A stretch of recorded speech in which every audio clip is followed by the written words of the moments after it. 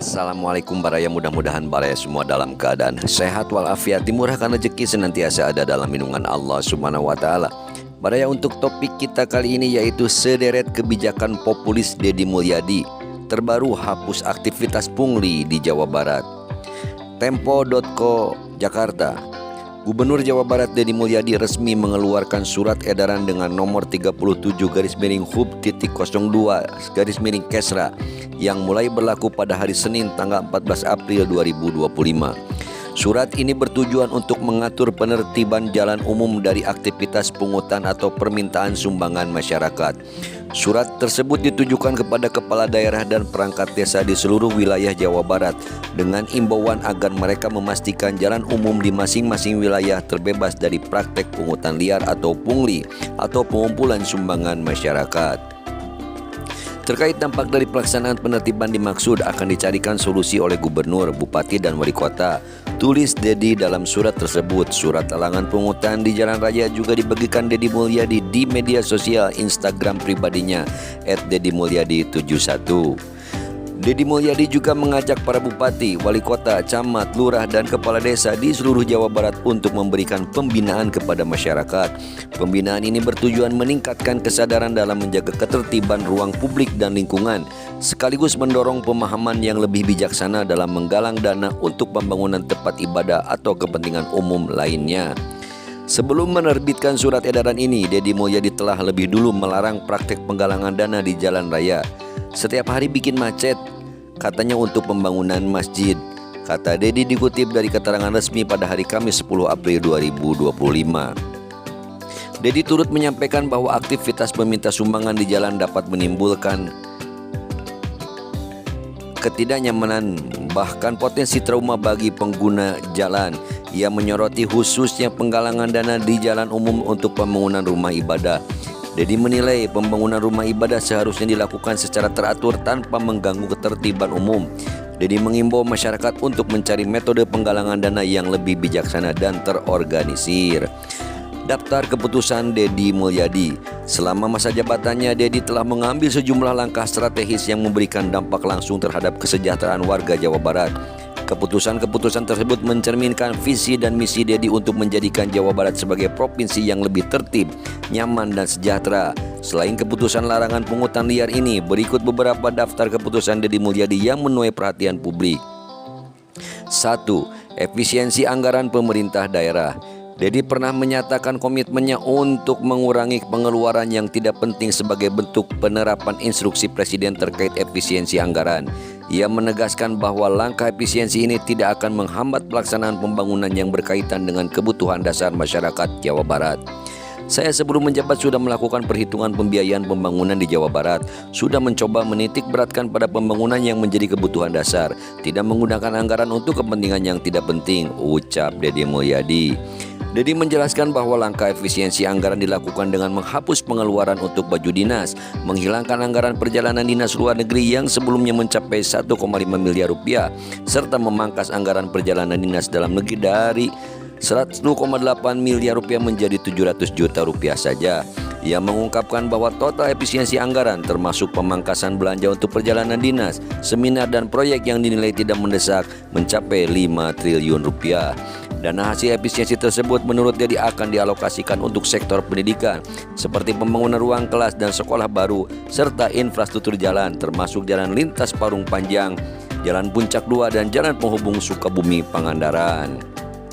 2. Normalisasi sungai. Penanganan banjir menjadi salah satu fokus utama. Oleh karena itu, Deddy Mulyadi mendorong upaya normalisasi sungai di berbagai daerah di Jawa Barat, mengingat provinsi ini sering menghadapi bencana banjir.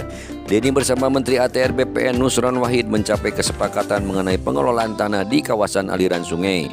Keputusan tersebut menetapkan bahwa sempadan atau bantaran sungai di Jawa Barat akan menjadi aset negara. Dalam rapat yang dihadiri oleh 27 bupati dan wali kota di Kompleks Wali Kota Depok, Dedi menjelaskan pentingnya komitmen dan sinkronisasi antara daerah dalam menyusun tata ruang yang lebih sehat. Pemerintah Provinsi Jawa Barat akan melakukan pengukuran tanah di sempadan sungai dengan tujuan mengembalikan fungsi sungai.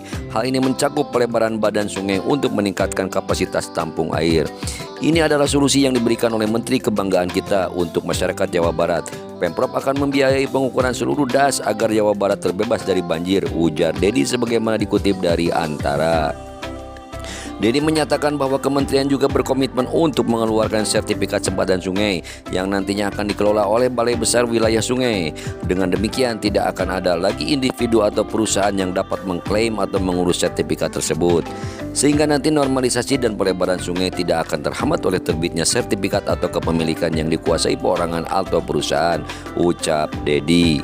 3. Pembangunan 1000 rumah apung.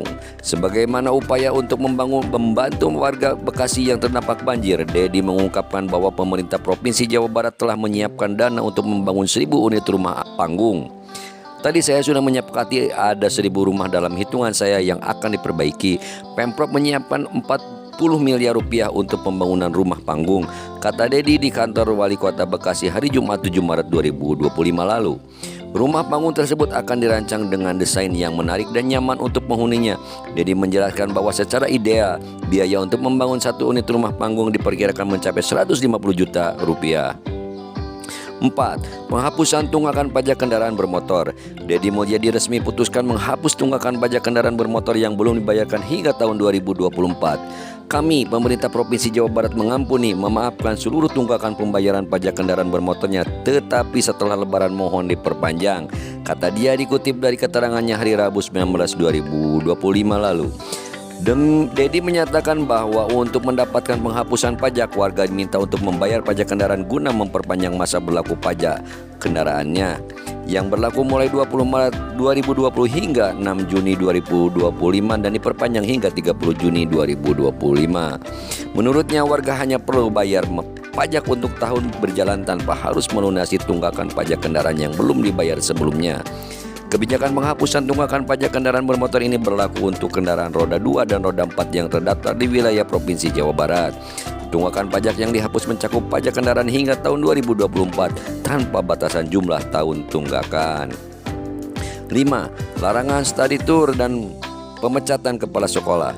Dedi menyatakan bahwa sanksi akan diberlakukan pada sekolah-sekolah lain yang tetap melaksanakan study tour ke luar Provinsi Jawa Barat meskipun telah ada larangan. Pernyataan ini disampaikan setelah terjadinya pelanggaran yang dilakukan oleh SMA Negeri 6 Depok yang mengakibatkan pemecatan kepala sekolah. Pokoknya berlaku seluruh, jadi hari ini bukan hanya SMA 6 Depok saja, tapi seluruh SMA-SMA yang kemarin memberangkatkan siswa-siswanya ke luar Provinsi Jawa Barat untuk study tour, hari ini kita akan nonaktifkan dulu, kata Dedi di Bandung hari Jumat 21 Februari 2025 lalu. Dedi menjelaskan bahwa pemberian sanksi berupa pemberhentian atau penonaktifan kepala sekolah merupakan wewenang dari Dinas Pendidikan. Kemarin berdasarkan keterangan Sekda sudah menandatangani surat penonaktifan sementara karena sekolahnya akan diaudit. Karena sekolahnya akan diaudit, nanti audit yang dilakukan inspektorat kita simpulkan sanksi apa yang diberikan, kata Dedi Mulyadi. Nah, evaluasi izin tambang di Jawa Barat. Dedi Mulyadi menginstruksikan untuk mengevaluasi seluruh izin tambang di Jawa Barat. Ia mengancam mencabut izin tambang perusahaan yang merusak lingkungan. Aktivitas yang merusak lingkungan dan tidak berpihak pada masyarakat tidak bisa dibiarkan. Izin harus dicabut, ujar Dedi dalam keterangannya pada hari Jumat 18 April 2025 lalu. Dinas Energi Sumber Daya Mineral (ESDM), Dinas Penanaman Modal dan Pelayanan Terpadu Satu Pintu (DPM PTSP) serta Satuan Polisi Pamong Praja Satpol PP dimintanya melakukan evaluasi tersebut. Gubernur Dedi meminta rapat koordinasi pelaksanaan evaluasi tersebut digelar pekan depan. 7. Bentuk Satgas Anti Premanisme. Gubernur Jawa Barat Dedi Mulyadi mengambil langkah untuk menumpas praktik premanisme yang meresahkan masyarakat. Dalam laporan keterangan pertanggungjawaban LKPJ Gubernur tahun anggaran 2024 yang dibacakan di rapat paripurna DPRD Jawa Barat, Jumat 21 Maret 2025 lalu, Dedi mengumumkan pembentukan Satuan Tugas atau Satgas Anti Premanisme di seluruh wilayah provinsi. Langkah ini menyusul meningkatnya keluhan atas tindakan intimidatif yang dilakukan oleh sejumlah kelompok masyarakat yang mengatasnamakan organisasi kemasyarakatan atau Ormas dan LSM. Mereka disebut kerap melakukan pemerasan terhadap perusahaan, terutama menjelang hari raya dengan dalih permintaan THR. Baraya untuk topik beberapa kebijakan Gubernur Jawa Barat yang populis dari Deddy Mulyadi atau KDMA cukupan sampai di sini. Mohon pamit seperti biasa. Sebelum pamit, mohon dukungannya untuk mensubscribe, menyukai, mengomentari serta membagikannya. Mohon maaf bila ada salah dan hilaf. Hatur nuhun, terima kasih. Salam Baraya. Wassalamualaikum warahmatullahi wabarakatuh.